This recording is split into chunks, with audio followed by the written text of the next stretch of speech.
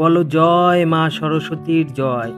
তো আজকের যে ডেকোরেশনটা ছিল এই দিদিভাইটাই অর্ডার দিয়েছিল। ডেকোরেশনটা ছিল একটা সরস্বতী ঠাকুর ডেকোরেশন করে দেব, সেটা গিফট হিসাবে কাউকে দেবে। তো সেই ডেকোরেশনটা করার জন্যই ম্যামকে বলেছিলাম কিছু পেন নিয়ে আসতে, কারণ সরস্বতী মা আমাদের জ্ঞানের দেবী এবং সুরের দেবী।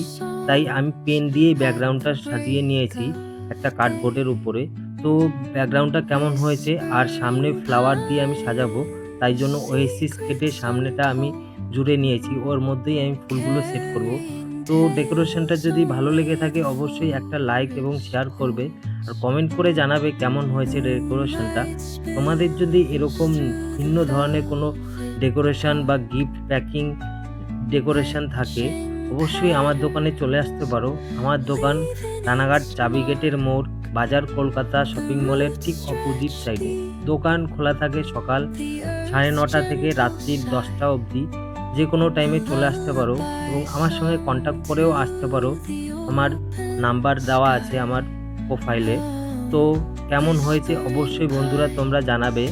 ভালো লাগলে অবশ্যই একটা লাইক করবে, অনুরোধ করব তোমাদেরকে। আর জয় মা সরস্বতী একটা কমেন্ট করে যাবে। এই দিদিভাইটাই অর্ডারটা দিয়েছিল। সম্পূর্ণ ভিডিওটা দেখার জন্য তোমাদের অসংখ্য ধন্যবাদ বন্ধুরা, ধন্যবাদ।